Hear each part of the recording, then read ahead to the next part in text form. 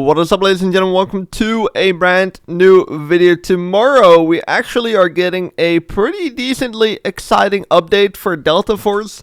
Personally, and I don't know how this is for you guys, I've been a little bit disappointed with the quote-unquote like weekly updates from Delta Force. They are more containing any content and like events rather than actually proper updates like weapon changes, weapon balances, operator balances, bug fixes, stuff like that.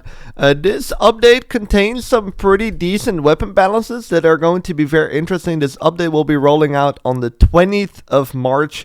There are both changes to how guns will work in operations and how they will work in warfare. I will go through the entire update real quick. So we have some events which they quote-unquote call weekly updates, which I kind of disagree with, but it is what it is. So there will be an epic weapon appearance giveaway from the 3rd or the 21st of March till the 10th of April. Details: accumulate survival time in operations mode and complete matches in warfare mode to claim rewards. This event offers epic weapon appearance, lots of armament vouchers, rewards, complete missions to obtain epic weapon appearance, PKM operator armament vouchers. So you're gonna get this camo for completing challenges in warfare or operations. Capture the Flag will be returning from the 21st of March till the 27th of March. I think it's just going to be on Ascension, which I personally tried it out on Ascension. Wasn't my favorite, but it's good that they're bringing some Capture the Flag back. This is specifically for the operations. There's going to be a special drink. Details: players can obtain drink ingredients by completing in-match missions or exchanging technic alloys. Combine ingredients to craft various beverages that can be brought into hazard operation matches and consumed for different buffs. How that's exactly going to work, you guys will have to find out. It's probably going to be like health buffs or weapon buffs or speed buffs, all that stuff. Rewards: complete the beverage recipe collection objective to receive armament vouchers and featured keycard copy packs for various maps. This is, I think, a event for Zero Dem Patrol. Details: patrol units have appeared at Zero Dem. They carry high value supplies that you can loot after defeating them. Rewards: defeat patrol units to complete missions and receive armament vouchers and technic alloys. So there you go, that's for Zero Dem. Then we have the standard weekly supplies with some unlocks you can get for tokens, XP tokens, the daily missions and merit cards as well. All that stuff. So we're going to quickly skip over that. The expert choice will be the PKM next week. Then you can have some chances at obtaining quantum keys and boxes. And there is a new camo arriving for the QBZ, the PKM, AKM, etc. Apparently, so there's going to be more stuff, but I think these are the main guns that will receive this type of camo. Now we're getting into the interesting stuff. Weapon balance adjustments, both modes. So this will call for warfare and operations. That's good to know. The M4A1 assault rifle increased late stage vertical recoil. So what's going to happen is if you're going to continue firing, the recoil will be a little bit stronger. Increased horizontal recoil overall. So this is going to be a huge nerf to the M4A1. I don't think it's going to be that effective anymore.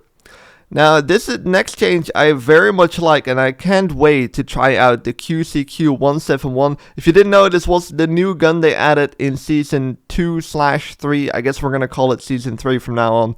It has insane recoil. They reduced that now. Literally reduced vertical recoil, reduced horizontal recoil. So I'm going to be testing that gun out on the 20th of March a lot to see if it's gotten any better. But a very exciting change right there, because I was not really using the QCQ that much. Even though I didn't think it was a very bad gun, it should be a lot more effective now. Next up, also a very interesting change, the AK-12 assault rifle, a gun you don't see used very often. It's got improved firing weapon stability, which I think is a huge one since they have increased weapon stability on a lot of guns in the Season 3 update. Weapon stability is kind of the best way I can explain it is your visual recoil. It's what's going to make your gun kind of look bouncy, but it doesn't necessarily have to be your actual proper recoil. But you want your stability to be pretty good, combined with your control, of course. Also, weapon stability is your flinch. So if you're getting shot, how much will your gun pull away from the target? So that's going to be a huge buff to the AK-12. The QBZ-95 received the exact same, improved firing weapon stability. Now the next changes only apply to operations, keep that in mind, so nothing of this is for warfare.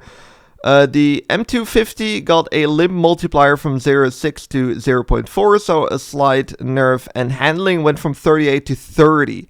So a very slow ADS speed right there. Definitely one of those guns you don't want to play aggressive with anyway, so the handling nerf is pretty drastic, I would say, but I don't think it's going to change too much.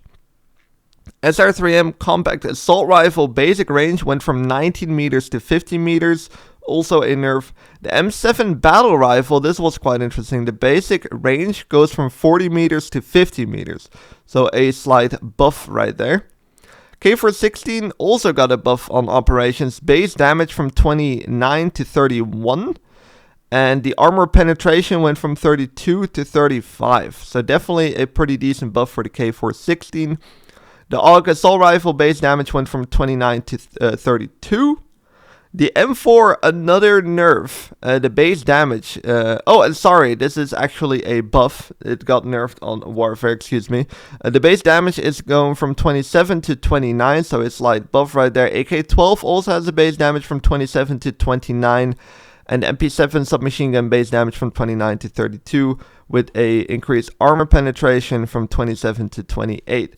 The base damage, quickly want to explain, is the very basic damage that your gun does from point blank. Eventually, you will have damage drop off, but within that range, you're going to have your base damage. So let's say your base damage, you will see your range. For the M7, for example, the basic range goes from 40 meters to 50 meters. So up to 50 meters, it's going to do its base damage.